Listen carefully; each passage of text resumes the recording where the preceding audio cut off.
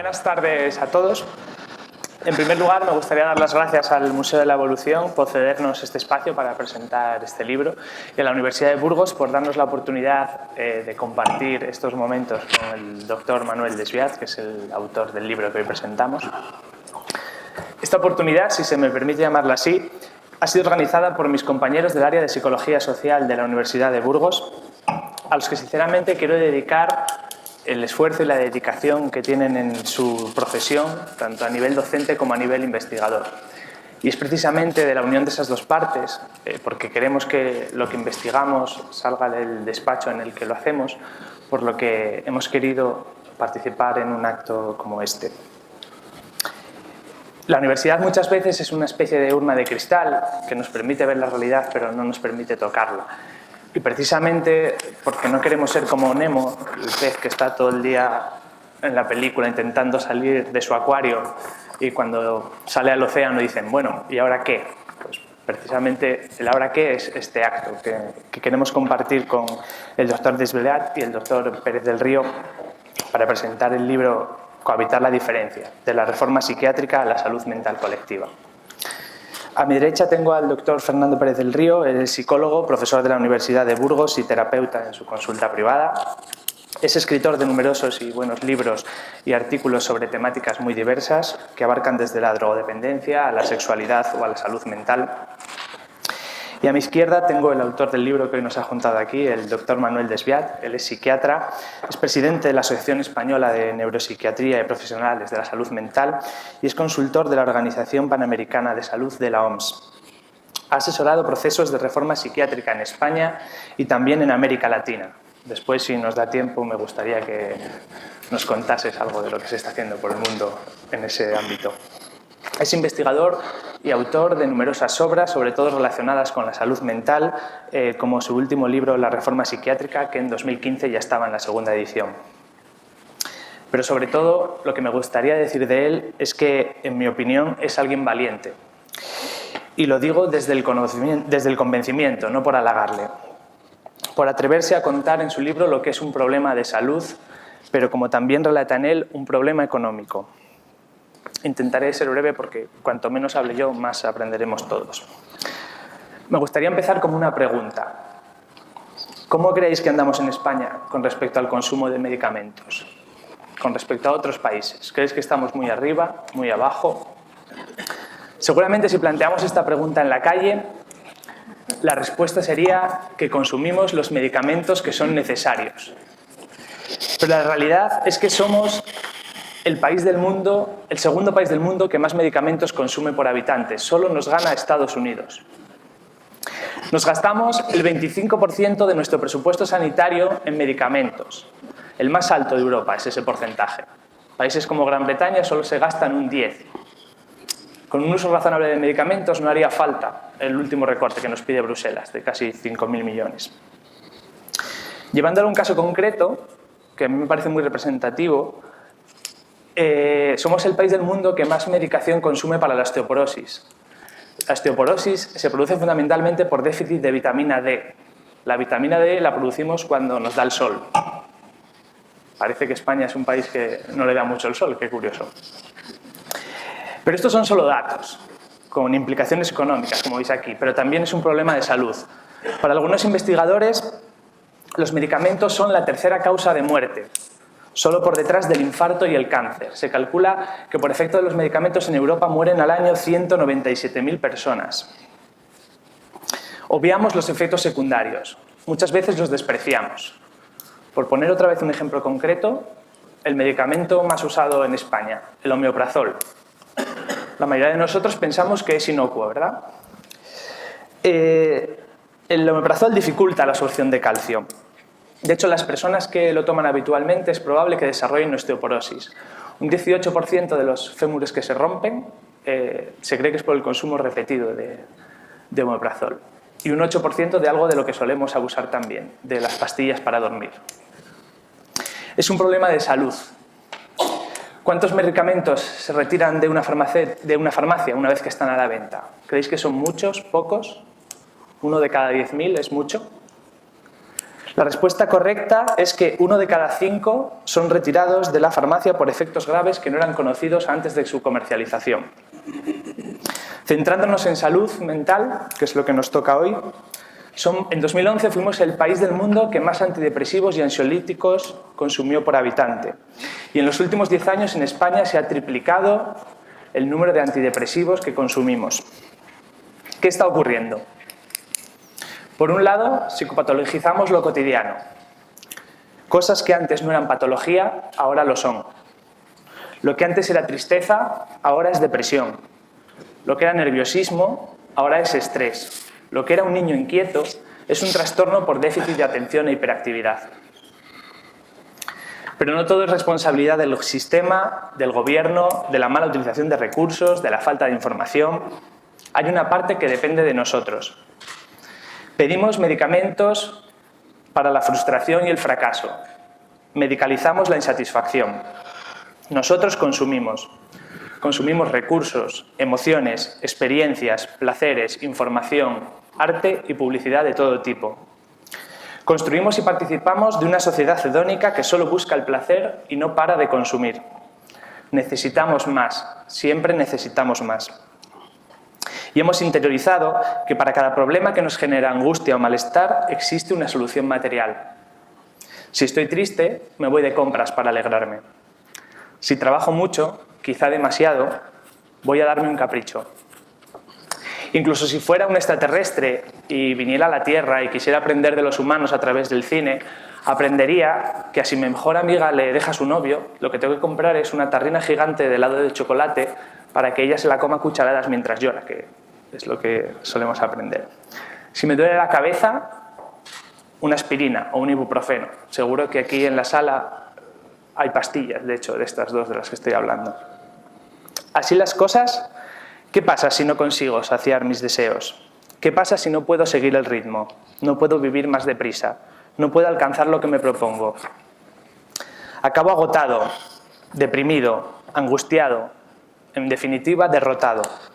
Y solicito ayuda médica, en forma de pastillas si es posible, para aguantar un poco más, para seguir el ritmo, para que mi vida sea como la de Facebook. Para no plantearme, en definitiva, qué puedo cambiar.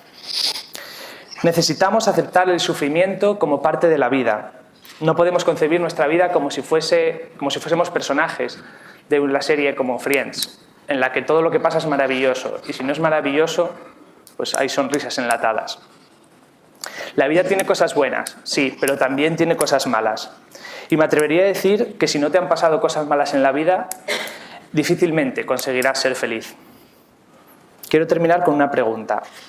¿Qué pasa si nosotros mismos vamos al médico porque nos duele algo o nos encontramos mal y no nos receta nada, no nos da una pastilla? Seguramente pensaríamos que es un mal médico. Y si eso se repite en el tiempo, nos sucede en varias ocasiones, pediríamos un cambio de médico en ese centro de salud.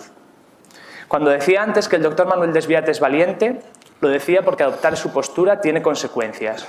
El buen médico receta, aunque se equivoque. Su trabajo resulta más difícil sin una compañía farmacéutica que le ampare. De hecho, la formación continuada en España en un 90% está sustentada por la industria.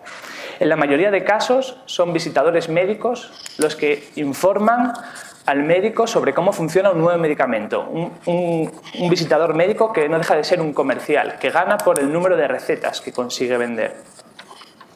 Y en muchos casos carente de formación sanitaria, aunque curiosamente sí la tiene en marketing. Salirse de ahí supone que debe ser uno mismo el que tenga que informarse de esos nuevos medicamentos, de los efectos secundarios que tiene, de cuáles son las dosis adecuadas. Una información mucho más exacta, pero que supone un gran coste personal y profesional. Termino con una buena noticia. El libro da respuesta a todos estos problemas. No solo es certero en la crítica, sino también en aportar soluciones. Pero estas prefiero que, ya que le tenemos aquí, las escuchéis de su boca. Y muchas gracias. Me gustaría dar la palabra al doctor Fernando Pérez del Río. Gracias. Un aplauso.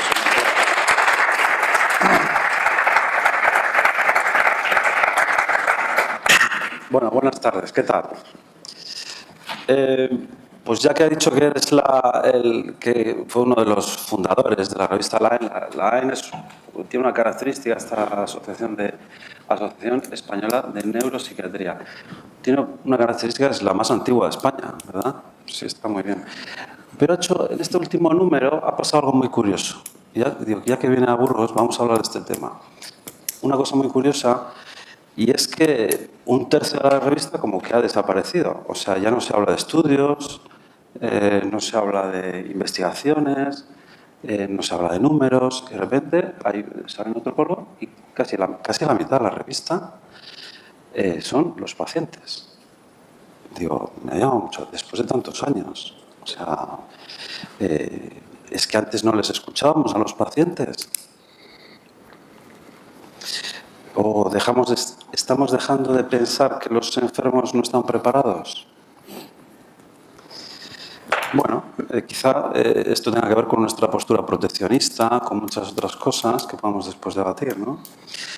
Otra cuestión que sale en el libro y que no mucha gente, bueno, tampoco tiene por qué saberlo la gente, pero están surgiendo multitud de grupos en todo el mundo al margen del sistema sanitario y de los psicólogos y los psiquiatras. Algo pasa y esto es un síntoma. Es decir, tenemos que hacer una lectura de por qué este desencanto, ¿no? Cito, los clubhouses, ¿no? Los escuchadores de voces, hearing voice, los movimientos de sufridores psíquicos, supervivientes, no los de la tele, el sufridor, las asociaciones de víctimas, etcétera, etcétera. Bueno, yo creo que es un momento muy interesante su visita de ver si esto es una desconexión o si hay un grupo de nosotros que se quiere vincular, etcétera, qué es lo que está pasando, ¿no? Este libro, que yo le recomiendo, es un buen libro, ¿eh?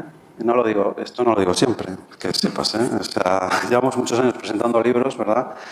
Y creo que es un buen libro. Parte de la presunción del agotamiento de la reforma psiquiátrica. Bien. Y desde luego yo creo que se le pueden, tanto a la psiquiatría como a la psicología, se le pueden hacer muchas críticas. Por ejemplo, hace poco leía que la psiquiatría era la única especialidad que descubrió un medicamento, lo aplicaba y la enfermedad aumentaba más. Bueno, pero bueno, esto también, la psicología también tiene sus críticas, ¿eh? O sea, cuidado, que tampoco... también se está hablando, como decía mi compañero Juan Pablo, de la sociedad hipermedicalizada, o poca gente sabe que tras un tratamiento psicológico un 7 o un 15% de la gente sale peor. No igual, peor, digo, ¿eh? O porque tantos debates, este libro está lleno de debates interesantísimos. Uno que me gustaría que comentara, espero que no te sientas muy presionado por preguntas, pero bueno, es qué se puede hacer con la contención y si se puede hacer contención física y no mecánica. Esto es más de algo del trabajo de los psiquiatras. El libro de Manuel parte de reconocer un fracaso. Pero reconoce que es un fracaso, pero yo no creo en el victimismo, que esto me parece muy interesante, porque lo lógico sería en este caso caer en el victimismo, ¿no? Y creo que tiene mucho mérito reconocer este. Decía el profesor Steiner, que lo citaba a Steiner, nuestro rector, cuando hizo los honores, citaba a Steiner, dice, el error es el punto de partida de la creación. Si tenemos miedo a equivocarnos, jamás podremos asumir los grandes retos o los riesgos. Desbiat ha publicado durante toda su carrera, ¿no? Y ahora nos escribe un libro que a mí me parece que tiene algo de carta, espero que no sea despedida, pero que se ha jubilado hace poco. Y entonces es un momento muy bonito. O sea, la verdad es que te da un saber a lo largo de toda una vida, me parece una gozada. Y hay algo que no comparto y no creo que sea un libro de un fracaso. Yo creo que es un libro optimista. Lo digo de verdad. Porque nos invita a volver a inventarnos, a reinventarnos y a entender nuestra profesión de otra forma, ¿no? Tras leer estas páginas, pues, vemos que la reforma psiquiátrica ha quedado un poco en el camino y recuerdo la conversación de una amiga que tiene un hermano con esquizofrenia y tal, que se quejaba hace años, dice, cierran los manicomios y ahora los que sujetamos, los que aguantamos, los que sufrimos, somos las familias, ¿no? Preguntamos a Manuel si estamos lejos de los objetivos que ponía Franco Basaglia. ¿no? Decía, podemos volver a recomendar la emotiva película C'era una vuelta en la chita de Imad y había una vez en la ciudad de los locos, donde queda esa reforma. Es un libro que tiene, yo creo que un valor.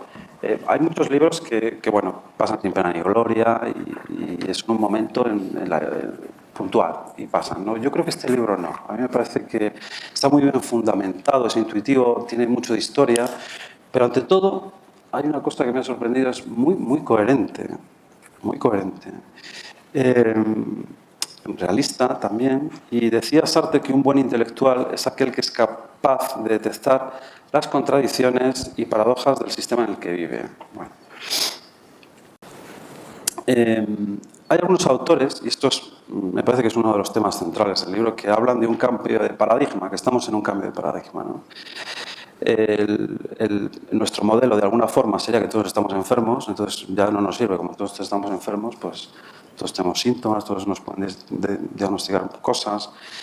El segundo periodo sería una lucha entre modelos y una tercera fase que algunos aventuran mucho más social.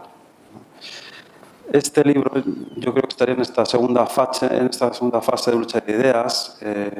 Bueno.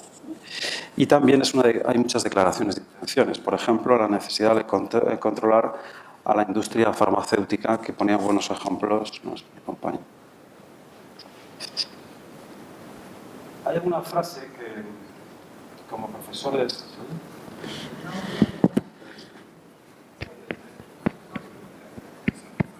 Ahora está, ¿eh? Sí, bueno. ¿El mío? Bueno, es así, ¿no? Sí. Ya está. Bueno, mira, hay unas frases que como profesores de psicología social nos han gustado especialmente porque sabemos lo importantísimo que es el grupo. Hay una cita que dice, no hay centro de salud mental más bello que un bazar árabe, de Rotelli, ¿no? Nuestro invitado alza continuamente la bandera de la participación social, la importancia de la sociedad civil.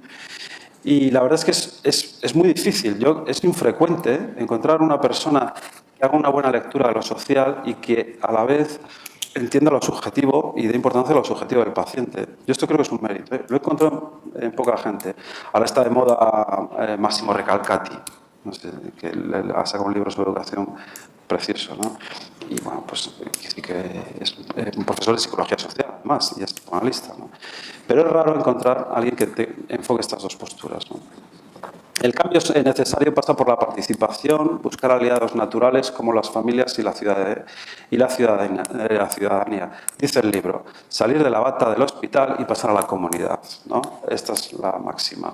En cuanto a la participación de la sociedad civil en general, muchas personas, bueno, ha habido un movimiento de muchos voluntarios, pero yo creo que esta participación ha sido canalizada por las ONGs, básicamente. O sea, lo público se ha quedado muy al margen y incluso es curioso porque ha formado parte de la identidad. Muchas ONGs lo han sabido aprovechar y otras yo creo que no lo han sabido entender, ¿no? Aquí en Burgos, por ejemplo, yo creo que hay ONGs que lo han hecho muy bien. Cáritas, Prosame, que creo que ha venido, ¿no? Y lo han trabajado fenomenal. Y hace poco, también el libro trata mucho de la horizontalidad de las organizaciones y la verticalidad. Y voy a poner un ejemplo. Hace poco fui a visitar a una fundación en Palencia que ha dado muchos premios, Fundación San Cebrián. Y una cosa que me llamó la atención es que cada proyecto de I+D, cada proyecto de innovación, lo hacía cada equipo. O sea, no había un departamento propio de innovación, sino que cada pequeño grupo, y tiene que ver con muchas cosas que dice en el libro, enviaba sus propuestas, que eso es muy raro, no lo he visto en muchos. Lo normal es que sea una persona que busca las subvenciones y tres la supervisan, la verticalidad, ¿no? Esta cuestión. Porque yo creo que también el saber colectivo aprovecha lo individual, que esta es una cuestión importante, ¿no? Una organización basada en la horizontalidad frente a las organizaciones verticales que suelen ser muy bunkerizadas, llenas de protocolos de prevención, donde casi es imposible inventar nada y donde siempre al final son organizaciones que están dando vuelta a los mismos temas. Vas a los 10 años y hablan de lo mismo. O sea, no cambia, ¿no? Para terminar, me gustaría plantear algunas preguntas a nuestro invitado. y es que me gustaría que nos comentara qué se está haciendo en América Latina, en Brasil, en Chile, porque, bueno, en España ya sabéis que estamos sufriendo una especie de anglofilia, entonces estudiamos inglés solo, pero vamos, aunque ellos no quieren saber y nos hacen el Brexit y los muros, pero nosotros... pero tenemos un invitado que va a otros países, aparte de estos anglosajones, y nos puede ver qué se está haciendo en América Latina, sobre todo, ¿no? También me gustaría que diera su opinión sobre el diagnóstico. Que hace poco presentamos un libro de Alberto Estíz Lobo que decía a sus mires que les prohibía dar el diagnóstico a los pacientes, ¿no? Porque es perjudicial. Decía esto nuestro invitado. ¿Cuál es el futuro de los diagnósticos? ¿Contesto ya? No, espera. Un segundo, espera. Decía Sartre, cada vez que me pones una etiqueta me derrotas. Bueno, para finalizar, debates no faltan, ¿verdad? Decir que este libro, insisto, es muy coherente, pero también tiene algo que echaba yo de menos en los libros de psicología, que tiene mucho de compasión también. Muchas gracias. Gracias. Buenas tardes.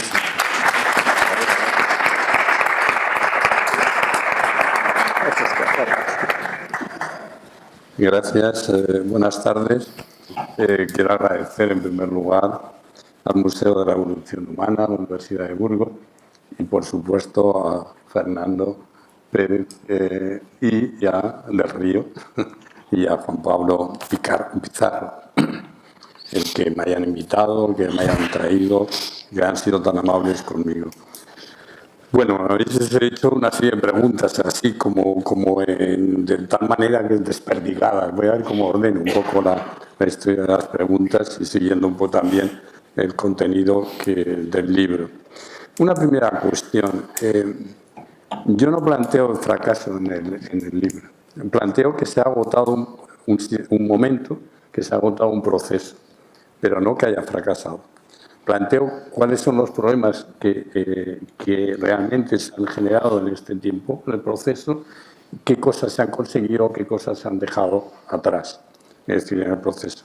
Pero vamos a orientar. Yo creo que voy a intentar contestar las distintas preguntas intentando darle un cierto orden, porque si no, bueno, va a ser realmente complicado. Yo creo que todas son pertinentes. Algunas supongo que van a tener muchísimo más interés, todo esto que tenemos para ustedes, para algunos de ustedes, que es lo de la medicación, que es lo del diagnóstico, pero hay que encuadrarlo. Quiero decir que yo creo que todo esto hay que encuadrarlo en el sistema sanitario que tenemos, en la, digamos, evolución de los procesos de transformación de la asistencia salud mental. Bien, yo intenté, el libro surge, digamos, de un momento en que yo me paré a pensar en la... Bueno, obviamente estuve pensando todo el tiempo que trabajaba, pero en un momento empecé qué realmente había sucedido en España y fuera de España después de todo un proceso de reforma que empezó después de la Segunda Guerra Mundial. Como ustedes saben, son muchos años. Y en España empezó desde los años 80.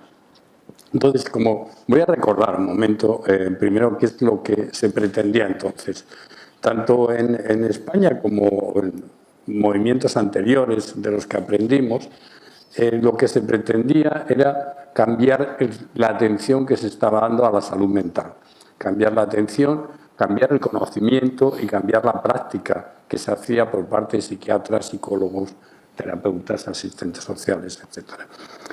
¿En qué consistía? Algunos de ustedes lo han conocido por la edad que tienen, otros muchos no. Es decir, la sanidad en España y la salud mental descansaba fundamentalmente en hospitales psiquiátricos y en algunas consultas ambulatorias de muy escaso tiempo y desperdigada entre distintas administraciones. Bien, es decir, cualquier caso grave y a veces no tan grave terminaba hospitalizado por mucho tiempo. El proceso de reforma psiquiátrica, en lo que hemos llamado reforma psiquiátrica, en realidad podríamos llamarle desinstitucionalización de una manera más correcta o cambios en transformación de la atención de salud mental, porque no es la psiquiatría la que va a definir, digamos, todo el proceso, sino al revés. Una de las cuestiones que se plantean inicialmente es dejar de tener una atención vertical orientada en los hospitales generales o psiquiátricos con una jefatura de servicio para equipos más pluridimensionales donde funcionarán psicólogos, psiquiatras, terapeutas, trabajadores. Eso, voy a hacer un apunte que es dar un salto. Esto tiene importancia después en lo que yo pienso que pueden ser cambios. Una de ellas es que la asistencia no se puede basar en la clínica, no es patrimonio de los psiquiatras y los psicólogos. La clínica es patrimonio de todos aquellos que atienden a los pacientes, que atienden a los sufridores psíquicos, que atienden tal. Y eso sí, todas esas personas necesitan un conocimiento, porque cuando alguien se relaciona de una manera terapéutica, están pasando cosas que tienen que ver con emociones, que tienen que ver con transferencias, que tienen que ver con movilización de subjetividad, a no ser que realmente lo único que esté haciendo es una serie de actividades de tipo rutinario y protocolo, que es una de las cosas que critico. Bien, pero no me voy a entretener. En fin, lo que se pretende en un primer momento realmente es cambiar esa existencia, para lo cual la estrategia tiene fundamentalmente dos pilares. Una, cerrar los hospitales psiquiátricos porque se considera que no son eficaces desde una perspectiva técnica, desde una perspectiva científica, sino al revés, que crean nueva patología por el hospitalismo, por el hacinamiento, por la institución total. Y reformarlos o cerrarlos, al final en el mundo termina siendo cerrarlos. Y crear recursos en la comunidad, crear recursos cerca de los ciudadanos e integrados en el sistema sanitario general, dejar de ser la psiquiatría una especialidad al margen, digamos, del sistema sanitario para personas excluidas o pobres o simplemente rechazadas por la sociedad. Porque el problema es que el hospital psiquiátrico, que es decir, que yo creo que ahora ya no es un debate, o sea, por eso no voy a entretener mucho. O sea, es decir, ya hubo un tiempo, hace 30 años, que había que discutir y debatir que si hacía falta o no hacía falta hospital psiquiátrico. Ahora es un residuo del pasado que se mantiene camuflado como larga estancia, centro de no sé qué, tal, que solamente señala una cosa, y eso sí es una insuficiencia, no diría un fracaso. La insuficiencia es que no hay suficientes recursos para atender a la gente y por eso siguen haciendo falta largas estancias. O sea, el hacinar a la gente en una institución, ya sea un centro de larga estancia para sufridores psíquicos o pacientes mentales, para ancianos o para cualquier otro tipo de personas, siempre trae problemas. Y se ha demostrado que no es necesario, que se pueden hacer pequeñas residencias, pequeños apartamentos, lugares, apoyo en las familias, apoyo en las casas para alentar centros comunitarios. Es decir, hay muchas opciones que se están haciendo en el mundo que se sabe que no es simplemente hacer una residencia a las afueras de una gran ciudad, que realmente lo que hace es, de alguna manera aislar a la persona y favorecer todo tipo de patologías, no solamente psiquiátricas. En psiquiatría, además, favorecía realmente una neurosis hospitalaria. Bien, no me voy a entretener. El hecho es que la otra cuestión es generar recursos cerca de la comunidad y unidades de internamiento en los hospitales generales. ¿Por qué en los hospitales generales?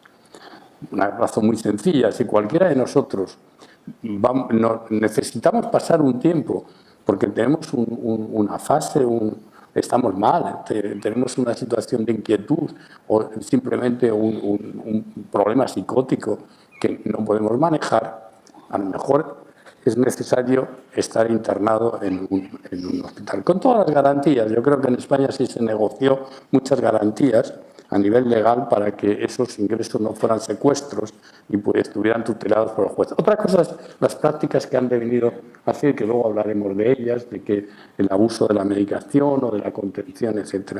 Entonces, si a mí me ingresan en una unidad, yo soy un enfermo.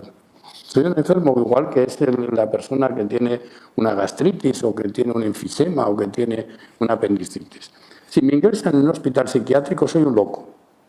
Y además voy a ser un loco toda la vida. O sea, porque el ciudadano de al lado de mi casa, el vecino, me va a decir que, mira, esta está en el psiquiátrico, este es un loco. A partir de ahí, si yo voy a un centro de salud de especialidades, soy un enfermo. Es más, hasta se puede decir que tengo una depresión, porque se han puesto, bueno, pues que ya se ha puesto de moda. Lo que decías tú antes, de alguna forma se nos ha puesto de moda porque es más cómodo a veces tomar una medicación que asumir que uno tiene un problema y asumir que uno tiene que estar triste si se ha muerto alguien y asumir que uno tiene que estar mal si no le ha dejado la novia o el marido o la novia, lo que sea, es decir, que o ha fracasado en tal.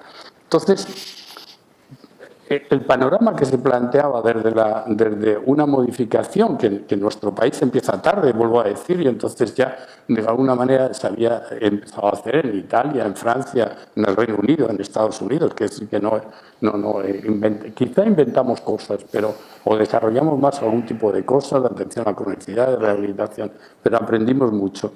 Lo que se pretende en aquel momento simplemente era actualizar nuestras prestaciones al conjunto digamos, de las que estaba sucediendo en otros países, nada más. Y ahí lo que sí es cierto es que entonces nosotros asumimos al principio una serie de principios. Principios que tenían que ver con esa organización de acercar la asistencia a los propios pacientes, de trabajar en la comunidad, no solamente con los pacientes, sino con las familias, con los amigos, con los colegios, con los contextos. Eso era una historia de hacer prevención, preocuparse de qué sucedía en determinado lugar, no psiquiatrizar la vida, que es la otra, sino intentar realmente favorecer una serie de cuestiones. En fin, eso es lo que realmente entraba. Y entonces ahí se intentaba hacer una atención que tenía que ver con lo subjetivo, y que tenía que ver, digamos, con lo social. Esa historia que se habla de biopsicosocial. Teniendo en cuenta que todas las dificultades que tiene simplemente como un eslogan, porque habría que desarrollarlo más allá del eslogan para que tenga una categoría, digamos, psicopatológica. Pero, en fin, digamos que por encima de lo que se pretendía es escuchar al paciente. Digamos, en principio, escucharle, no simplemente... cuando yo empecé a hacer psiquiatría en las consultas del INSALUD, de la Seguridad Social, entonces había algunas que el psiquiatra, la persona que llegaba no tenía silla para sentarse. No tenía silla. Había 30 pacientes en 2 horas. De neuropsiquiatría, que entraba todo un complejo de trastornos neurológicos y tal. Entonces, era realmente, ¿cómo se iba a escuchar a alguien? Era imposible escuchar a alguien. Entonces, bien, entonces eso es lo que se intentaba, digamos, hacer.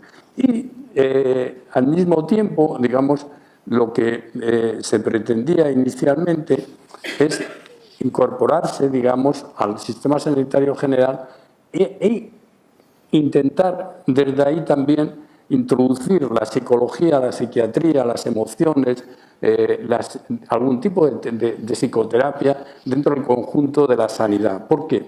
Porque pensábamos que la sanidad, como estaba organizada, era una sanidad precisamente excesivamente biológica, que se preocupaba excesivamente del cuerpo, que el cuerpo no se puede desligar de la mente y que realmente si no cambiábamos, introduciendo una atención primaria que fuera capaz realmente de una atención comunitaria, y si no cambiábamos hospital, si no teníamos un sistema mejor, realmente era muy difícil también cambiar la sanidad. Y había otro principio fundamental, y había que trabajar con sistemas universales de salud, es decir, había que trabajar con sistemas que fueran públicos, que todo el mundo tuviera el derecho de ser atendido por el simple hecho de ser ciudadano o de ser habitante de este país. Todo el mundo tuviera el derecho. Si no, es imposible hacer una atención comunitaria, colectiva, es imposible. Y al mismo tiempo que hubiera prestaciones sociales suficientes. ¿Por qué?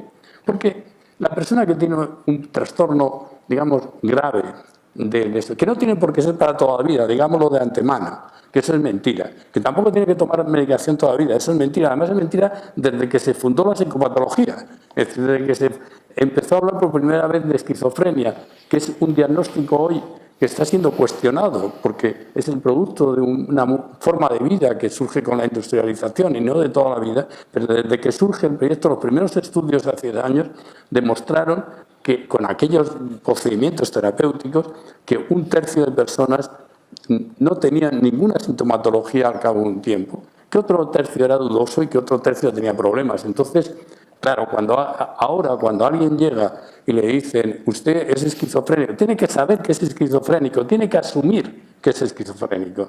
Y además va a tener que tomar medicación toda la vida. Eso es falso. Eso es falso. Es decir, y entonces además se está convirtiendo a una persona en un estatuto, digamos, de enfermo que va a aprovechar probablemente. O sea, va a aprovechar él y al mismo tiempo va a tener todo tipo de problemas en su vida porque ya va a estar estigmatizado.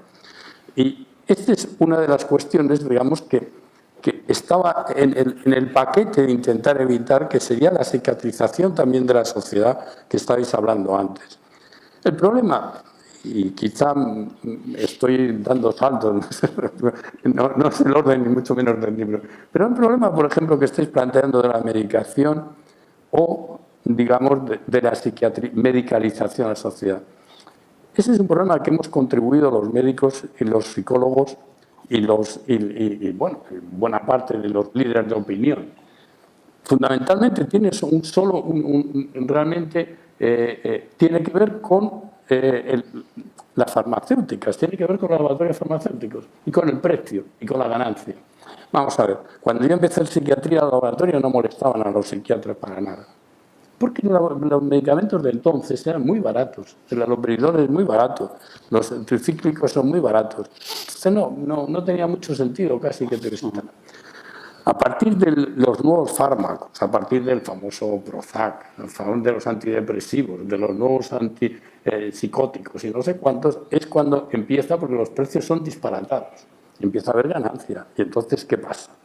Empieza a crearse enfermedades ficticias. Hay una historia que pasa en toda la sanidad, es que hay un momento determinado que se pueden crear enfermedades. La enfermedad es una construcción social sobre una base tal, se pueden crear. De repente, la depresión es uno de los trastornos que no es que se haya creado, ha existido siempre la melancolía. Ha existido siempre la tristeza convertida en patología, pero no con las dimensiones que en este momento se están teniendo.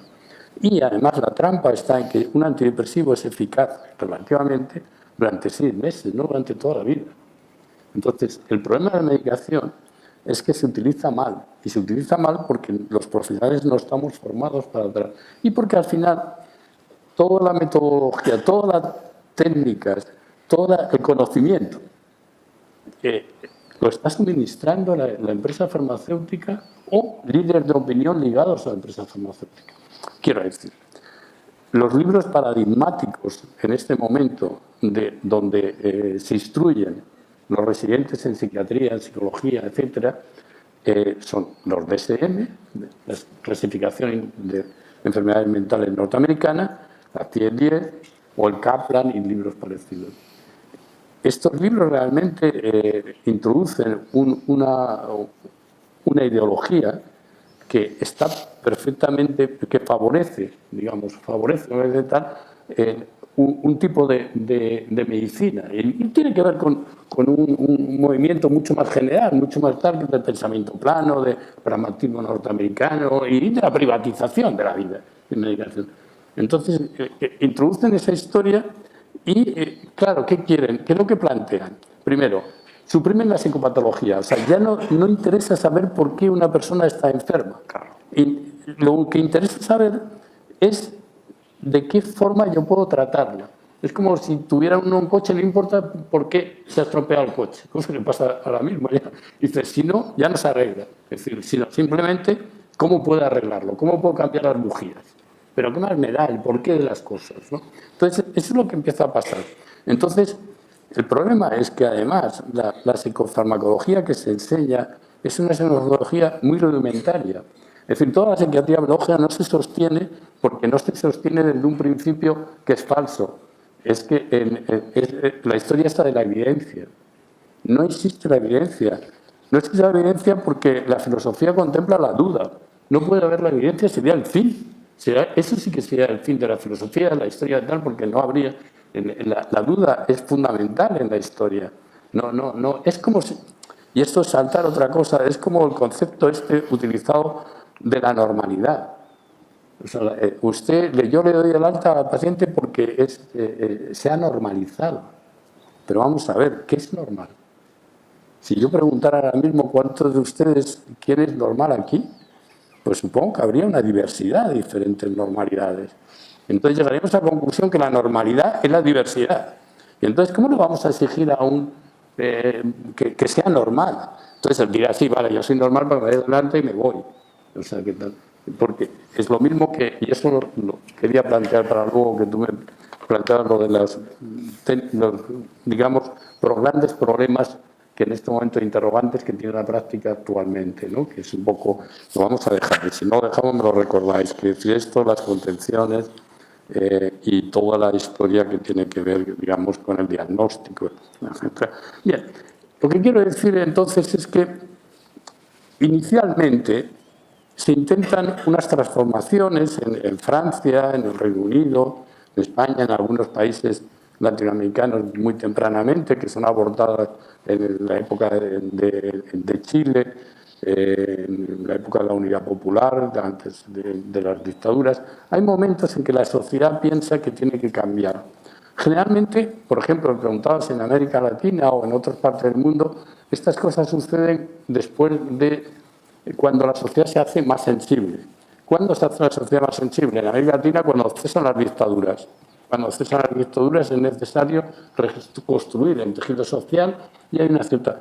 En Europa, después de la Segunda Guerra Mundial. O sea, es decir, ¿qué pasa? Se sabe el horror que supusieron los campos de concentración. Y entonces, no son los psiquiatras, es la parte de la población de líderes sociales que miran a los manicomios y dicen, pero aquí tenemos unos campos de concentración, que además, bueno, murieron muchos por falta de alimentación, etcétera. Entonces, hay necesario que haya una cierta, digamos, sensibilidad social para que empiece un proceso de transformación. En España se da igual, se da en la democracia. Antes había intentos de protesta y tal, pero en la democracia realmente hay la reconstrucción de la sociedad civil permite empezar a pensar otro tipo de sanidad. Y ese tipo de sanidad que se pretende entonces es el Servicio Nacional de Salud, la Ley General de Sanidad, sanidad para todos, atención primaria, reforma psiquiátrica. Bien, digamos que ahí empieza todo el proceso. Y empieza un proceso, digamos, con gran optimismo por parte de algunos y con una contradicción inicial que entonces se veía menos y que ahora se puede ver.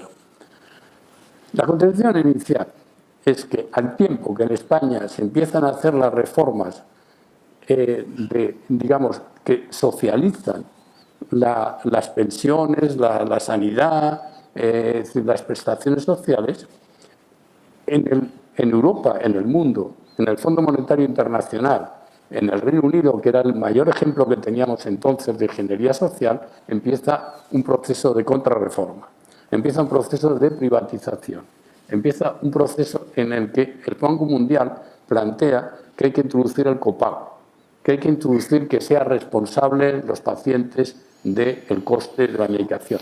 Esto plantea un problema importante. Dos maneras de pensar la salud. Hay una manera de pensar la salud en que el problema de la salud es un problema social. ¿Dónde interviene el individuo? No cabe duda, pero es un problema social.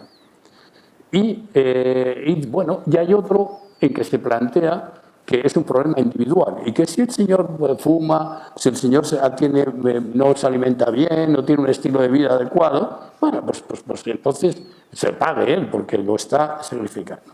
Lo cual es una tremenda injusticia porque evidentemente no toda la gente puede comer bien, no toda la gente puede hacer determinadas prácticas, digamos, de ir al gimnasio todos los días, no sé qué, no sé cuántos. Y no todo el mundo es responsable, por tanto, de la higiene y de la alimentación, etc. Bien, pero hay dos formas de pensar. Esas dos formas de pensar se corresponden con dos formas de Estado. Un Estado garantista que garantiza servicios básicos que generalmente son la sanidad, la educación, las pensiones, las prestaciones sociales, que son fundamentales para el desarrollo tal. Yo añadiría otra serie de cosas, como por ejemplo las fuentes energéticas. Tenemos un problema en este momento de la luz, que es un problema de salud al final, pues porque evidentemente la insalubridad es un problema de salud y que interviene con la salud mental. Pero bien, en cualquier caso es otro sistema. Estos dos modelos entran, digamos, en contradicción a lo largo de los años 80 y mucho más en los 90. Digamos, hay un cambio. Aquello que favorecía la salud mental comunitaria, que era esas prestaciones sociales universales empiezan a agrietarse. Y al mismo tiempo, digamos, empieza a haber un proceso de privatización. ¿Eso qué va a hacer?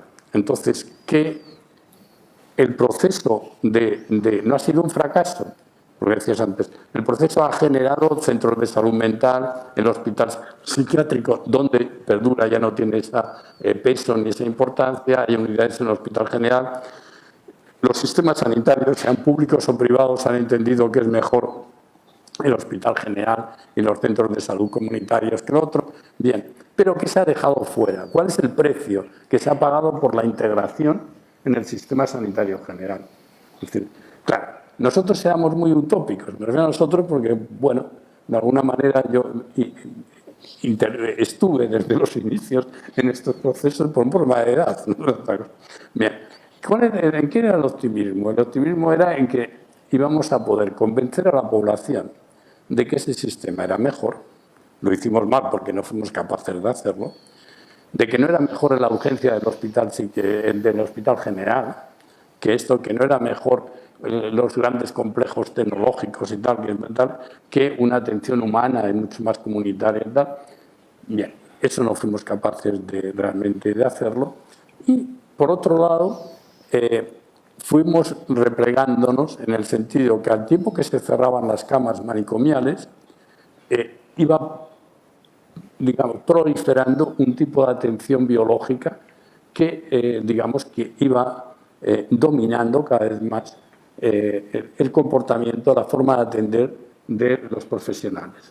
Entonces era un proceso. La desinstitucionalización funcionaba, realmente se sacaban pacientes de los hospitales, se cerraban y además se atendía muy bien con programas de rehabilitación a los pacientes. Habíamos aprendido a atender bien a los crónicos. Hoy un crónico, si no se le atiende bien a un crónico, una persona que tiene un problema psicótico grave, si no la atiende bien es porque realmente no hay recursos o porque se está haciendo una mala práctica, porque eso ya está resuelto.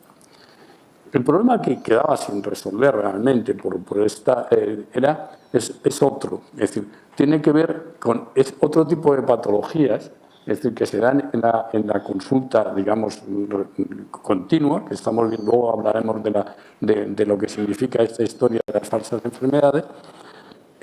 Tenía que ver también con que había que cambiar. Me explico.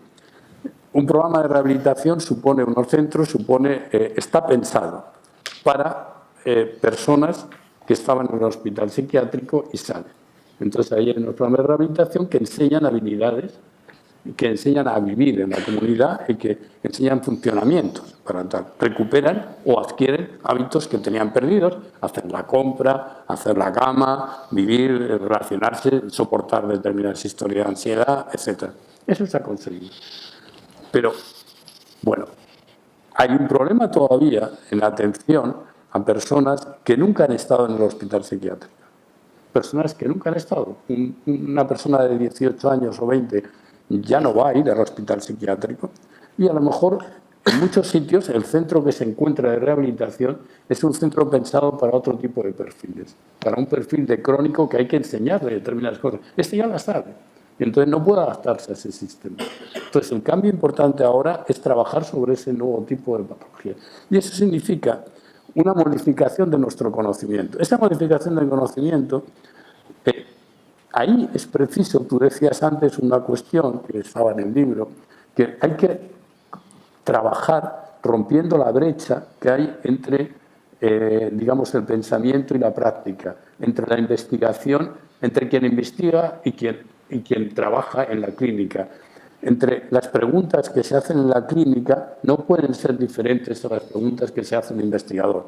Las preguntas que hace el investigador tienen que ver con una recolección o están mirando a las revistas internacionales que poco tienen que ver muchas veces con las necesidades clínicas que uno tiene en la práctica. Entonces, hasta que los equipos realmente no empiecen a trabajar como sujetos realmente sujetos que permitan unir la teoría y la práctica, hasta que dentro, y tiene que ser el equipo, y ese equipo empieza a formularse preguntas que se transmiten a distintos niveles, no se podrá modificar el conocimiento. Entonces se ha perdido el equipo. Y era otro de los principios que teníamos. O sea, se ha perdido el equipo. Y ahí, otra de las cuestiones, o sea, que parece difícil de entender, es que se ha perdido también la escucha y la subjetividad. Parece difícil de entender porque cuando se habla de psiquiatría comunitaria, salud mental comunitaria, lo primero que se piensa es que ahí se está atendiendo de una manera, digamos, dinámica a las personas. No es verdad. No es verdad. El tipo de asistencia que se suele hacer es fármaco más consejo. Y punto. Entonces, así, porque realmente la propia estructura va condicionando realmente las historias, la propia formación de los residentes, la falta de conocimientos psicopatológicos. Ya no se leen libros de psicopatología del porqué de las cosas. Ya no se leen libros. Probablemente la psicología y la psiquiatría se están convirtiendo en las profesiones más incultas, porque desconocen su propia historia, los libros de sus fundadores. Muy poca gente ha leído a Pinel, la historia mental, que es el primer libro que se hace de un médico que se mete a intentar entender qué es la cosa esta de las enfermedades. Bien, para no perderme, hay una serie de cuestiones básicas, voy a entender que se pierden. Por ejemplo, ahora mismo, la salud mental comunitaria exige, una de las cosas que exige es el saber un dónde y un cómo. Un dónde y un cómo para la práctica. ¿Cuál es el dónde? El dónde se ejerce la práctica. El dónde es, claro, cuando a mí me hablan de que hay unidades de rehabilitación en los hospitales psiquiátricos, digo, eso no es rehabilitación, que surge como un proceso de desinstitucionalización, surge precisamente para lo contrario, para quitar la patología que se ha generado en el hospital, entre otras. Entonces, y están proliferando unidades de rehabilitación en hospitales psiquiátricos. Eso no pueden funcionar, son otra cosa diferente. Son otra cosa a la rehabilitación realmente. El dónde también quiere decir que no es comunitario un centro porque esté colocado en la comunidad y no en el hospital. Tiene que ver con cómo trabaja. Y comunitario puede ser una unidad de hospitalización breve o puede ser una residencia de ancianos, depende de cómo trabaja la gente. Si las preguntas se hacen más plurales, si se utiliza una historia, digamos, más biopsicosocial, si se utiliza... Bueno, hay una serie de cuestiones que sí hemos aprendido en todo este proceso y es cómo se puede trabajar la comunidad. No es el momento, pero quiere decir que son cuestiones que ya sabemos que no es necesario que... Pero al final se termina con 4 fármacos. Ahí tiene que ver con el diagnóstico, por supuesto. Y tiene que ver con el diagnóstico porque últimamente lo que se hace si uno está en la consulta como profesional, entonces llega alguien por primera vez y generalmente al sentarse dice, yo soy un trastorno borderline o yo soy bipolar, porque solamente se utilizan las enfermedades un poco más de un fibromialgico, más de moda, ¿no? Bien, entonces claro, lo primero que uno tiene que preguntar es, oiga, lo que yo quiero saber es qué le pasa. ¿Qué es lo que siente? ¿Por qué es aquí? No, que me diga usted. ¿Qué es lo que pasa? ¿Por qué? Porque si yo acepto que ese señor me dice que es un bipolar, suponiendo que además lo fuera, porque claro, todo eso es discutible, es que estoy ya, digamos, cerrando la entrevista. Ya no me queda más que decirle, vale, espera un momentito, yo sé que para esto lo mejor es esta medicación, también ten cuidado, no hagas no sé qué, no sé cuánto, vuelve en 3 meses. Se cerró. Porque yo tengo un diagnóstico, tengo una medicación y tengo una pauta. Tengo unas guías, además, unas guías. Además, suponte, ese es uno de los problemas del diagnóstico. El problema del diagnóstico, además, lo llevas después a la cuestión de que estigmatiza. O sea, cuando yo empecé a hacer psiquiatría, hablábamos de psicosis y de neurosis, de caracteriales, que ahora serían trastorno de personalidad. No teníamos esa proliferación de síntomas y bueno. Entonces, ¿qué es lo que pasa cuando a alguien se dice diagnóstico tan cerrados como esquizofrenia, que realmente le estás estigmatizando y le estás convirtiendo como una víctima? O sea, la víctima que asume que es una víctima va a ser víctima ya toda la vida, un estatuto de víctima. Entonces, Yo, desde luego, en mi práctica lo tengo claro. O sea, es decir, bueno, yo en este momento no ejerzo la clínica, solamente docencia, pero lo tengo claro, lo tenía claro. Decía, bien, dependiendo de qué es lo que me preguntaran. Que si para la administración yo tenía que hacer un diagnóstico, podía lo más amplio posible. Si el paciente lo necesitaba, dependía de para qué lo necesitara. Si realmente podía ayudarle, porque podía ser una historia laboral, de un juicio, no sé qué, podía ayudarle. Si no, yo hacía la cuestión más general. Esta persona ha tenido un episodio delirante, unos problemas, bla, bla, bla, tal, en este momento se puede dar, punto. Muy tranquilo. Esto es lo que realmente yo creo, que hay un grupo de gente que estamos pensando, con Alberto Ortiz, Fernando Colina, un grupo de gente intentando que se haga. No que no puedes decir no hay diagnóstico. Pero a ver, es que es curioso porque la gente te pide, eso se ve en las series también de televisión. El otro día hay una serie en que decía, bueno, ya conseguí, y cuando conseguí que me dijeran el diagnóstico que tenía, ya me quedé tranquilo. Y es verdad, porque imaginar lo que ha pasado. Pasa que de tener un problema que es tuyo, tienes un problema que es orgánico, que alguien te ha dicho, no, el problema que tienes es que, joder, pues una historia genética, no sé qué, biológica. Entonces ya no hay una responsabilidad tuya en la historia, no exige. Y ese es otro de los problemas, digamos, de la medicalización. Cuando tú hablabas de la medicación de la vida, imagínate con la crisis. Con la crisis han aumentado las personas que llegan a consulta. Imagínate que una persona parada, porque en este momento la crisis ha golpeado también un sector medio, de clase media, que antes no hacía, te puede llegar una persona de 55 años, ejecutivo de un banco, una mujer no trabaja, los hijos están en la universidad, y te dice que atención primaria te lo manda porque está deprimido.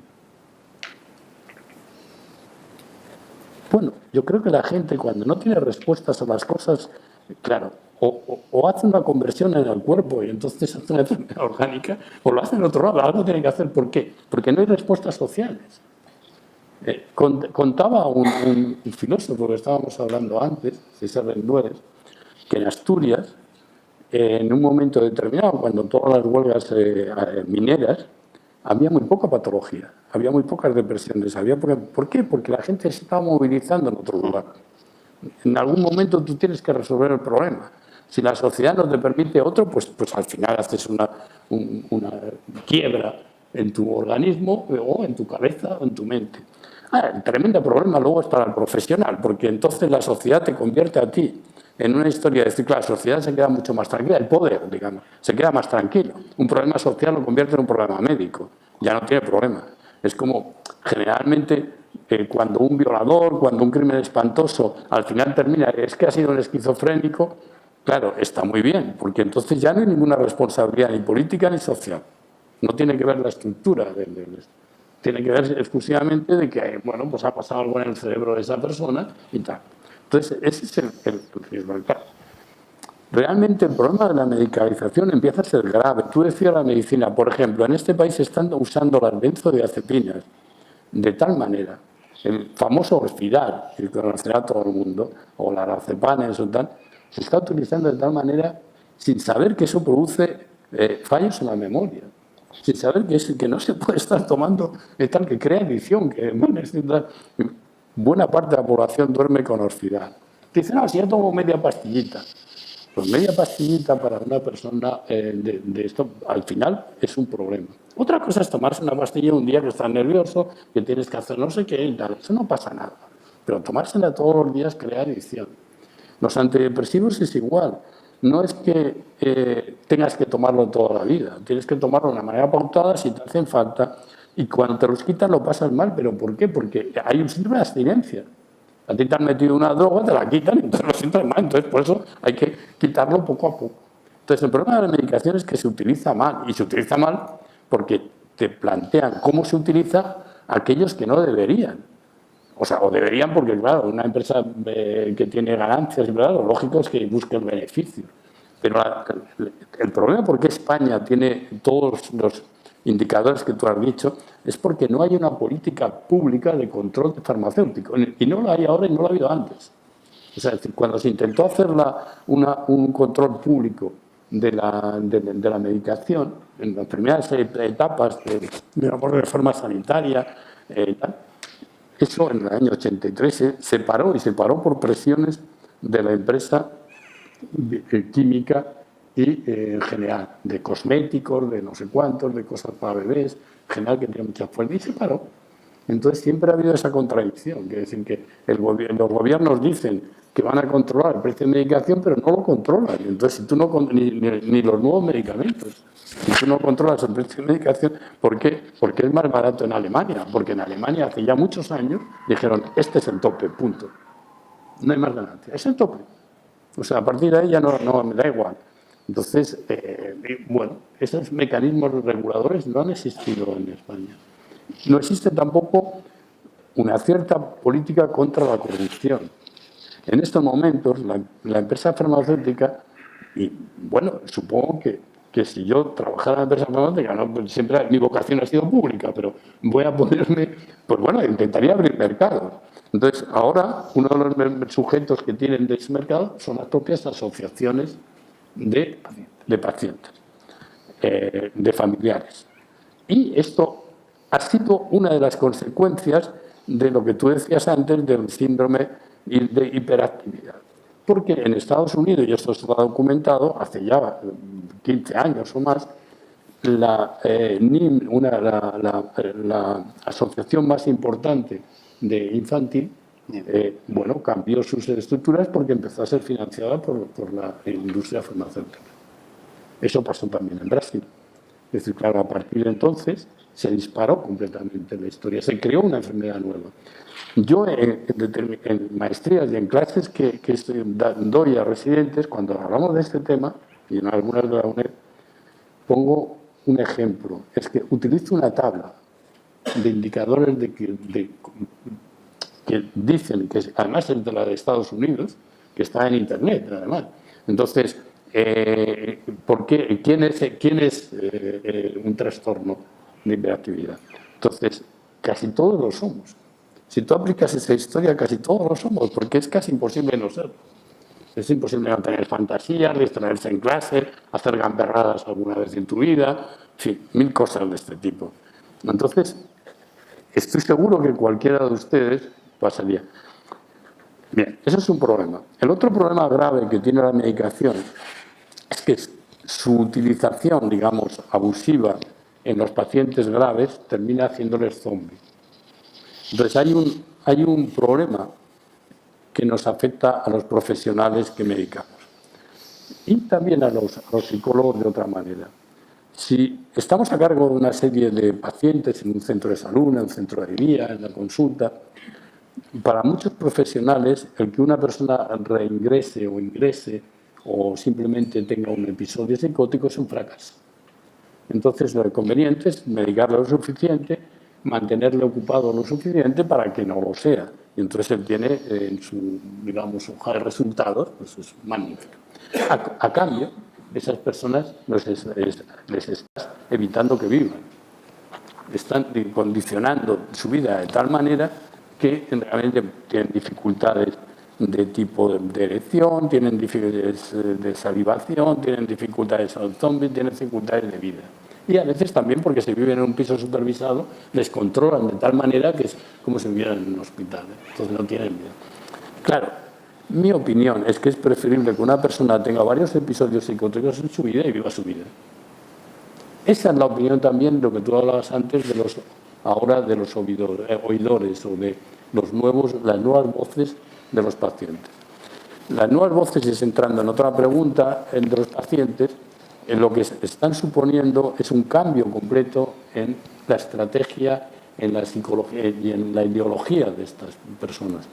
Han pasado de ser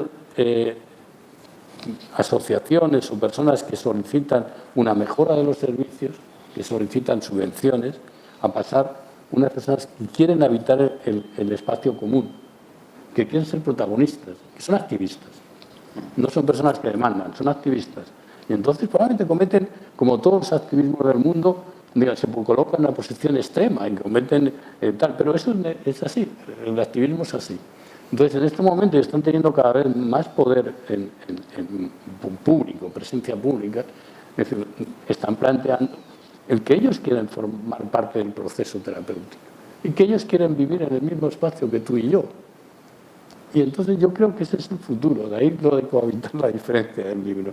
Yo creo que no puede pasar porque la medicina, si tiene algún sentido al final, y la salud es respetando una serie de cuestiones que tienen que ver con la ética. No todo es posible, no todo es curable, y eso es una omnipotencia de libertad. Entonces hay que plantearse siempre un contrato con la persona, con el paciente, con su entorno, y hay que plantearse y plantearle, mira, esto va a suponer esto para tu vida, esto otro, lo otro. Tienes que negociar las cosas, hay que hacer vínculos, pero además hay que negociar con los pacientes. Eso es, bueno, en España se cree que se ha conseguido algo de esto con el consentimiento informado, pero eso es una trampa, porque es un procedimiento defensivo para el médico. Es defensivo porque lo único que se establece, todos hemos ido a hacernos alguna prueba, y al final firmas por la mayor tontería que te puedes morir. Es decir, pase lo que pase, sea negligente o no, la práctica está cubierta. Ese es el consentimiento informado. Que la mayoría de las veces ni se entiende lo que te estás firmando. Entonces, yo creo que en el futuro, unas sociedades cada vez más cultas, en sociedades, espero que más democráticas, la exigencia realmente es participar en los procesos que tienen que ver con su vida.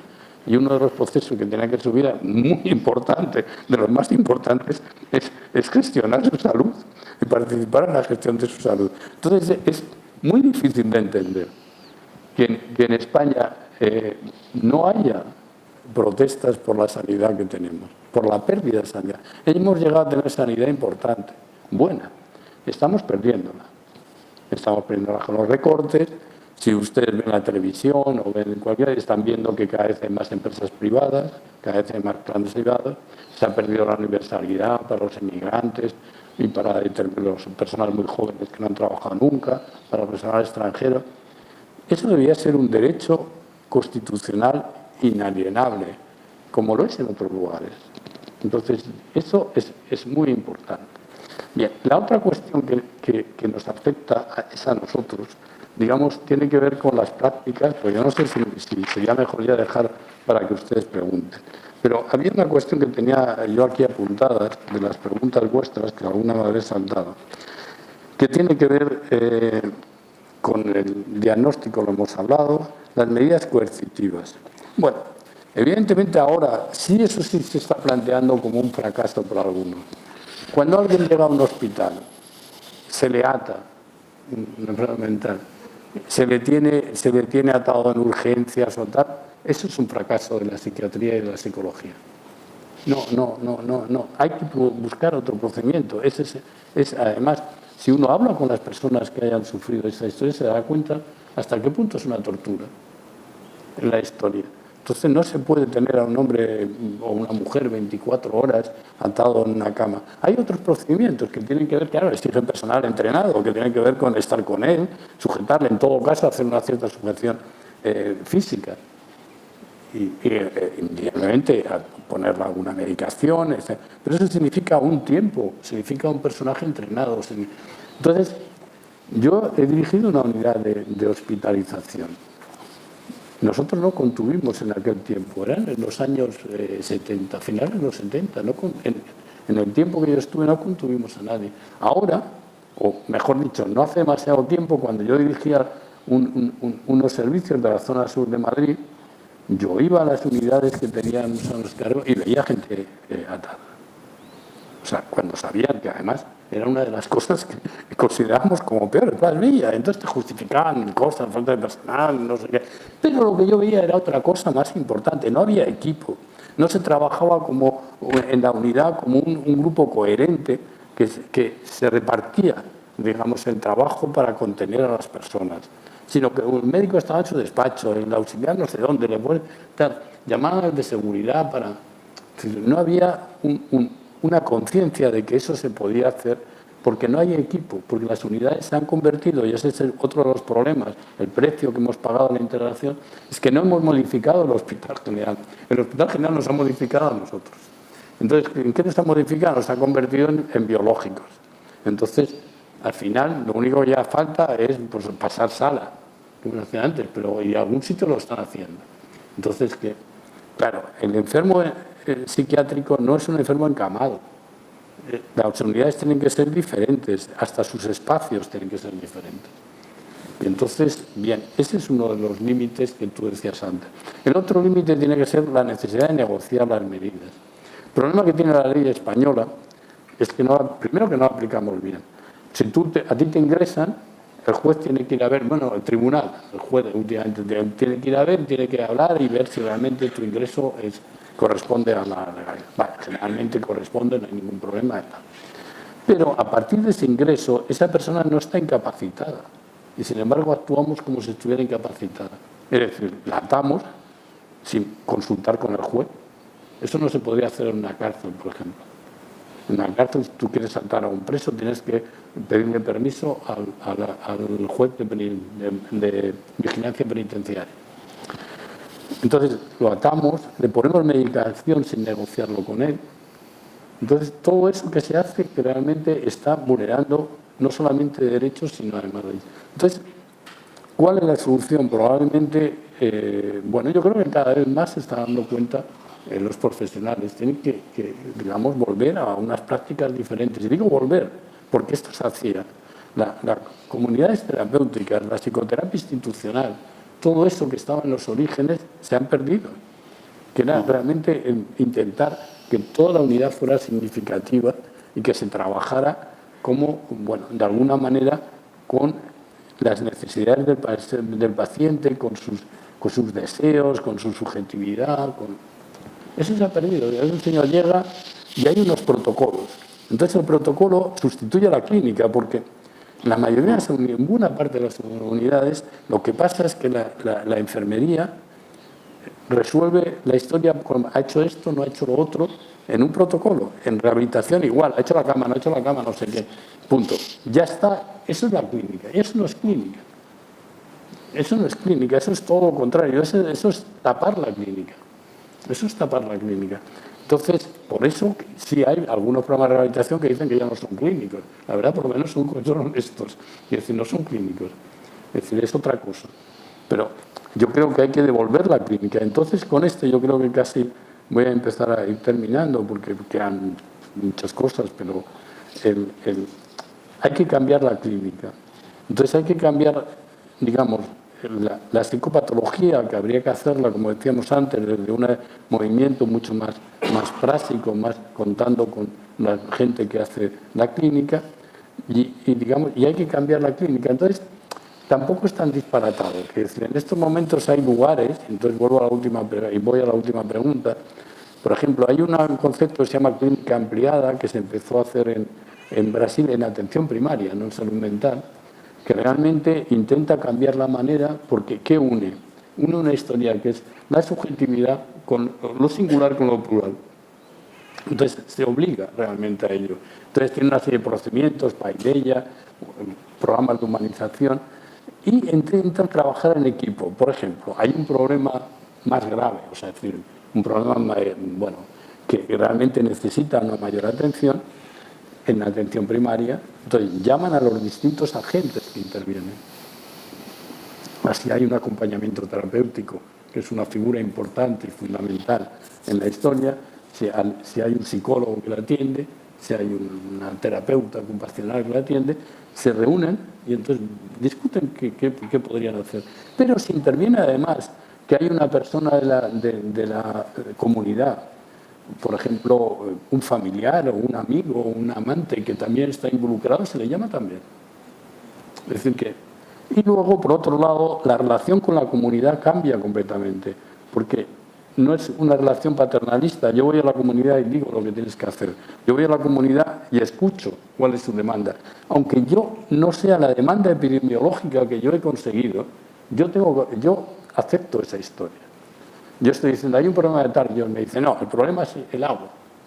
Hay que trabajar sobre el agua y luego, cuando te hagas creíble, cuando ya formes parte de la comunidad, entonces puedes trabajar a lo mejor sobre el problema de los niños de no sé qué o la historia de enuresis o problema.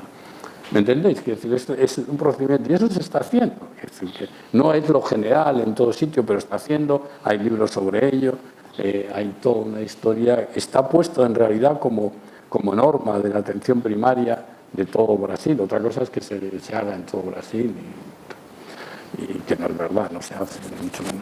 Entonces, quiero decir, hay intentos de desarrollar nuevas historias y, bueno, yo conozco algunos, pero algún otro más. Y luego, con respecto a lo que tú decías de qué pasa en otros países, bueno, pues algunos se puede resolver de una manera muy rápida.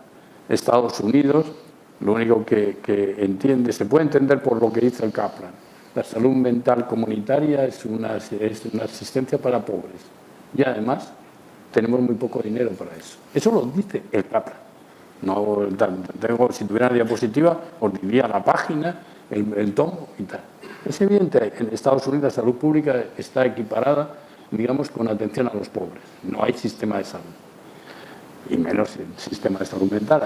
Hay una serie de programas, o sea, para viejos y para tal, que además el Trump se lo quiere cargar junto con la ley. Lo poco que han hecho en esto, con un esfuerzo tremendo, pues ha habido la resistencia de los médicos, de los colegios médicos y de los colegios profesionales en general, y bueno, y de las farmacéuticas, lo poco que se ha hecho ahora se lo quieren cargar. Bueno, se lo carga ya, creo que ya ha firmado el Trump. Bien, eso, sin perderme, sería... bueno, ¿qué pasa más arriba?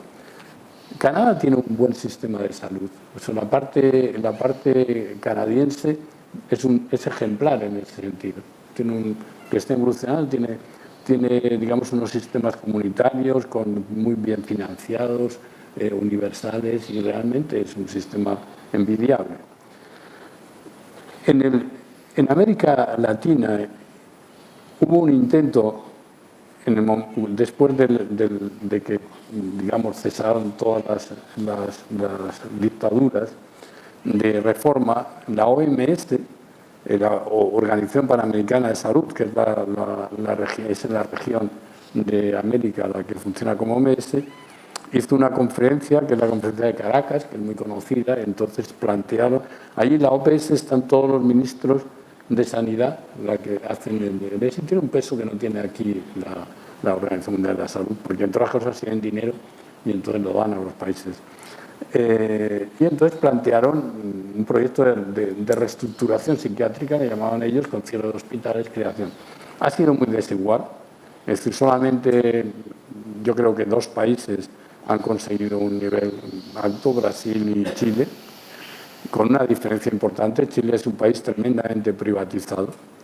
Desde la historia de Pinochet se empezó a estar tremendamente. Todo el mundo está endeudado. O sea, es decir, que no puedes encontrar a nadie. Tienen buenos sueldos profesionales, pero claro, tienen que colegio de los niños, universidad que, como en Estados Unidos, que empiezas ya a pagarla o endeudarte tú o tu familia, seguros privados de no sé qué tal. Al final, realmente es muy difícil. Te hipotecas tu vida, hipotecas desde la funeraria hasta el parto, entonces claro, el coche, la casa.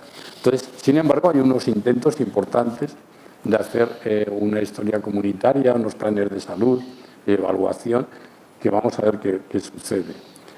Y en Brasil ha sido un movimiento muy importante y probablemente es lo más avanzado que hay, porque tiene una diferencia respecto al resto. La sociedad civil participa. La sociedad civil está y por tanto los políticos. Es decir, que tú cuando vas a Brasil e intentas discutir, por ejemplo, una ley, te llevan al Parlamento son estados federales, o sea, te llevan de Río Grande del Sur para que les cuentes a los políticos porque tienen que votarlo. Entonces, ha sido incorporado a la agenda política y ha habido movilizaciones muy importantes y han conseguido. Ahora están en una mala situación otra vez, también.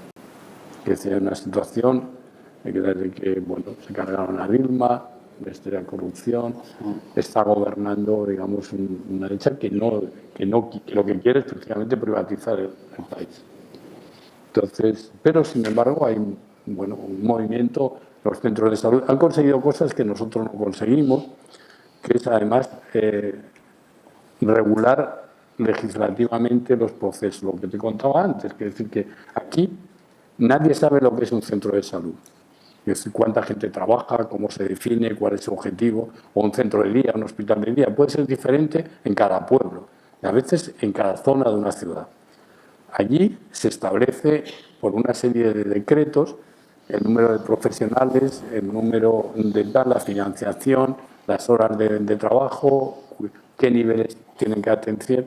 En fin, hay toda una serie de programas de apoyo, vuelta para casa, es un programa de dinero que se da a las personas que salen del hospital, se saca del hospital y se le da a las personas, procedimientos para cerrar hospitales si no cumplen determinadas normas éticas, con comisiones donde participan pacientes y usuarios y tienen poder para entrar en cualquier momento en la institución. Es decir, ha habido una historia mucho más participativa y democrática y probablemente sería, si no se tuerce por algún...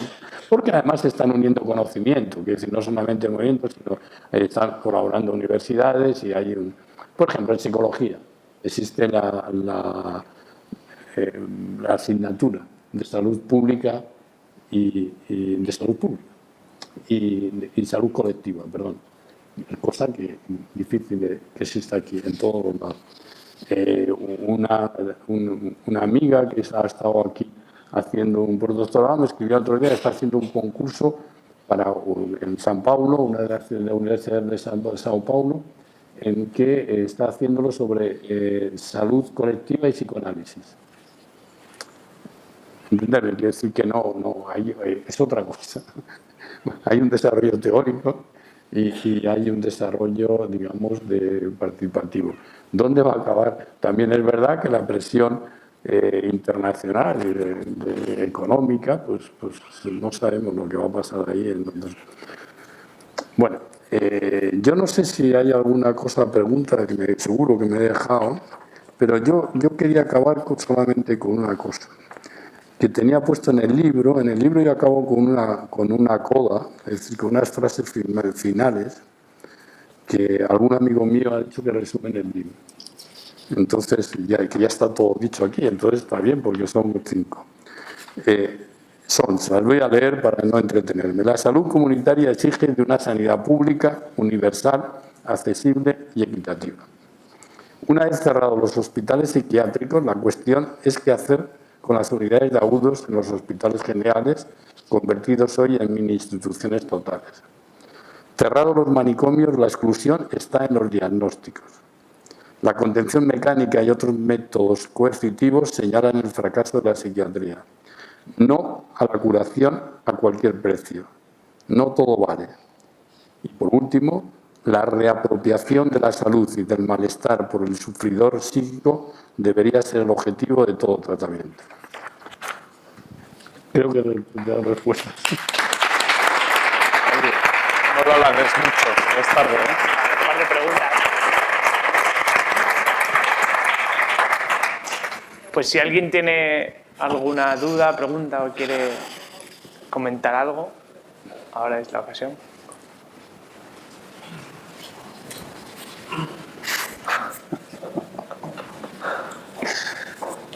Sí, espera. Venga, gracias. En estos casos hemos hecho un viaje por múltiples aspectos de lo que puede ser la convivencia, la vivencia de cada uno y además no solo de la salud, sino también de la sociología o de la política.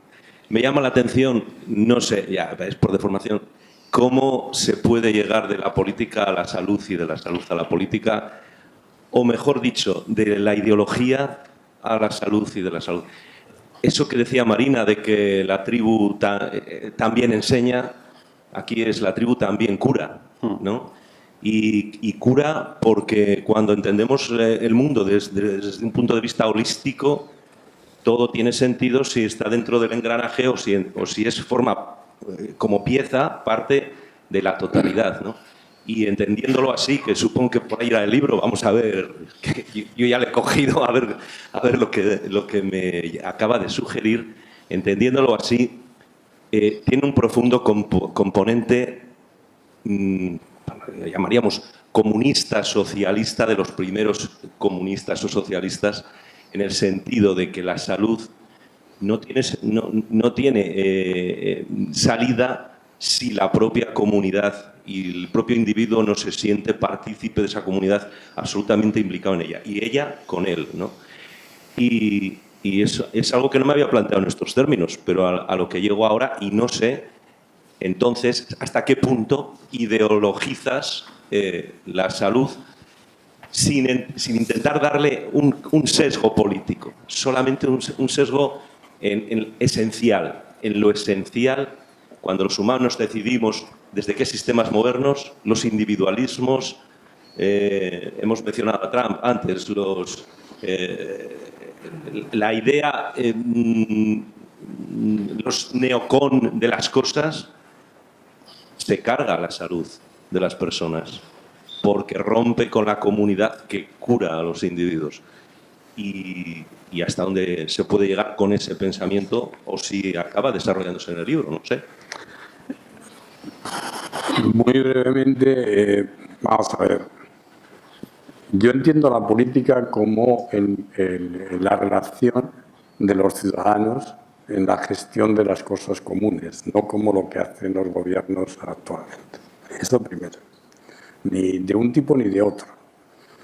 Entonces, claro que el problema que tú planteas, bueno, para no extenderme mucho poniendo ejemplos, la socialdemocracia que surge después de la Segunda Guerra Mundial, o sea, es decir, la que nacionaliza las fuentes energéticas, por ejemplo en Francia, la electricidad, el carbón, no sé qué, y que establece un sistema en Inglaterra y en Francia, un sistema, sobre todo en Inglaterra, de salud luchando contra tal, intenta realmente dentro del sistema capitalista, intenta generar unas prestaciones que mantengan un cierto equilibrio, bueno, por las razones que sean, o sea, por humanismo o por conveniencia para evitar tensiones sociales y nuevos problemas, etcétera, o por el miedo de que existía entonces todavía una Unión Soviética, que era un ejemplo, no sé si era el mejor ejemplo, pero en cualquier caso diferente. Vale, eso es así.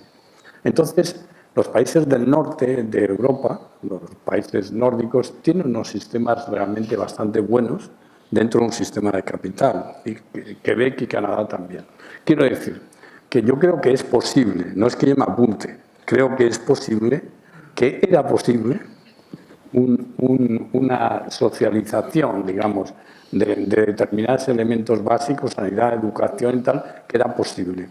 Y ahí, es decir, creo que era posible una atención comunitaria de salud pública. El problema es que a partir de los años 80, 90, lo que está intentando hacer, digamos, a través de la deuda y tal, digamos, el neocapitalismo, como se llama ahora, es privatizar las historias y suprimir, porque entonces ya no tiene enemigo, todo, ya no hay una afuera, la protesta social cada vez es menor, se ha desarticulado y entonces lo que quiere es todo porque hay una tarta que es muy rica de ganancia y eso se plantea desde el año 91. La tarta rica son las pensiones y la sanidad. La educación es una historia ideológica, ya, pero que puede favorecer todo lo otro. Entonces, ese es el problema político. Quiero decir, yo no he querido decirlo por la connotación que tiene. Cuando estaba hablando de la salud colectiva en la atención primaria brasileña, ellos hablan realmente de una clínica ampliada que incorpora lo subjetivo, lo biológico y lo político. ¿Por qué le dan a lo social un carácter político? Lo que pasa es que si yo digo aquí político se entiende otra cosa. Y por eso no lo he dicho. Entonces quiero decir que y ahí ya plantearía otra cosa, la responsabilidad. La responsabilidad de los profesionales está en dos campos. Uno, en hacer lo mejor posible su trabajo y colaborar con tal, y el otro en intervenir socialmente para mejorar realmente la salud. Entonces, a cualquier profesional se le debería exigir que opte por dos cosas, o bien por lo público o lo privado, teniendo en cuenta que es un horizonte, porque tú no le puedes exigir a alguien que no va a tener trabajo nunca en lo público que tal, pero sí que sea su horizonte cuando estudia, cuando trabaja, ¿entiendes? Y también a los ciudadanos habría que exigirles que tengan un horizonte. Entonces, vamos a ver, yo creo que es posible en un sistema actual un sistema garantista.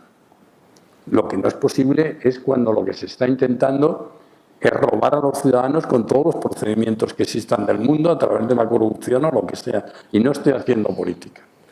Quiero decir que no estoy haciendo política. Aparte de que si hablamos de política en sanidad, la salud pública es política. ¿Por qué? Porque los determinantes sociales de salud son los determinantes de verdad que llevan a la enfermedad, no los determinantes biológicos. Son los determinantes sociales. Y porque cuando empezó ya en los tiempos de Bismarck y tal, cuando empieza la salud pública, es porque se dan cuenta de que realmente o modifican determinadas condiciones de la fuerza de trabajo o realmente el sistema sanitario se cae, el sistema productivo se cae. ¿Entendéis?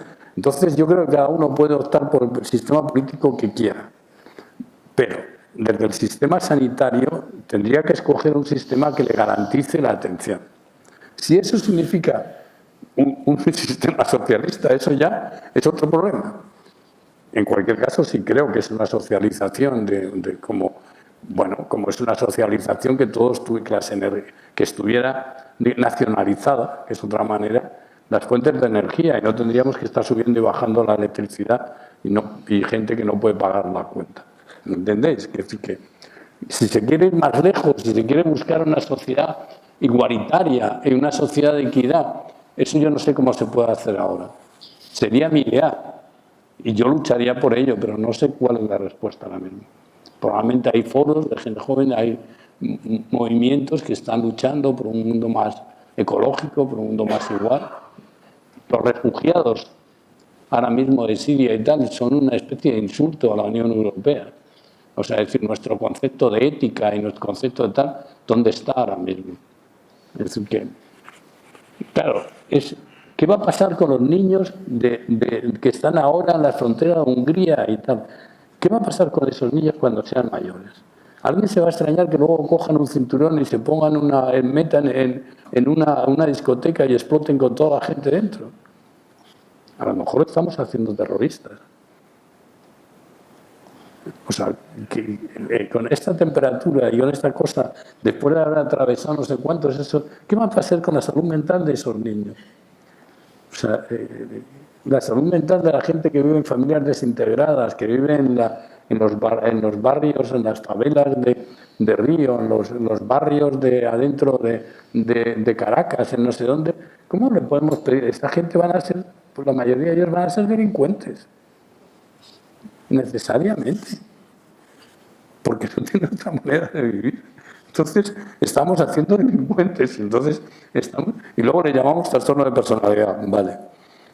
Pero estamos haciendo tal. Entonces, claro que tiene que ver la política con algo. No es una opción de que yo voy a votar a tal partido o otro. Lo que quiero votar es por gestionar una sociedad que sea favorable a mis necesidades. Y nada más.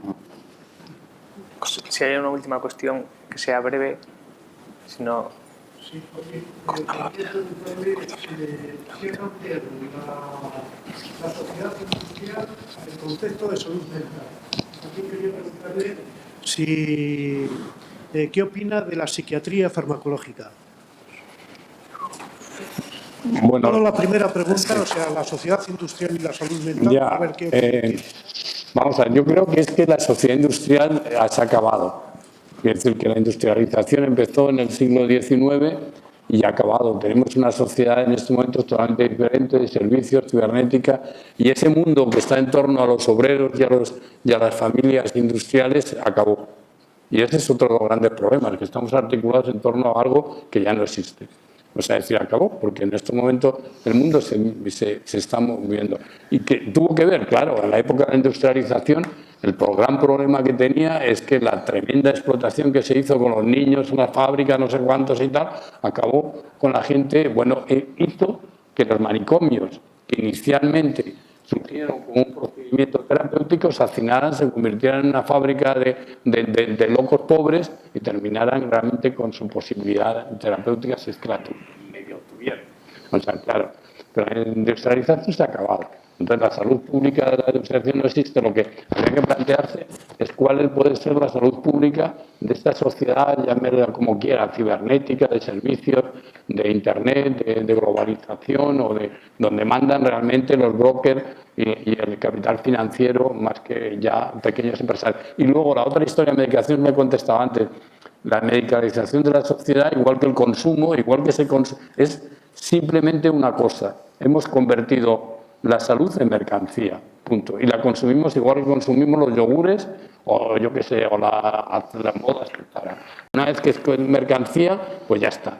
O sea, ya no hay más historia. Es decir, que y esa es la última manera de definir la medicalización. Pues claro, si es una mercancía, es una mercancía, me cuesta más o menos.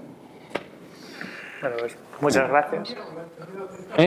Claro, la sociedad, vamos a ver, uno enferma según le deja su sociedad.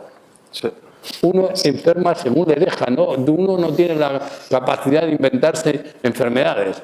La sociedad inventa enfermedades, construye enfermedades y uno enferma según le deja a su sociedad. Sea una tribu en África o sea un hinduista. Uno, claro que la sociedad. No digo que no tenga un componente biológico, si los que la tengan, pero las enfermedades se construyen socialmente y por eso cambian. La fibromialgia hoy se llama fibromialgia, ayer sería histeria. Es clarísimo, pero claro, nadie se atreve ahora a ir por la calle cayéndose de repente o montando un numerito de paráltica, entonces hacen otra cosa diferente. Bueno, pues muchas gracias.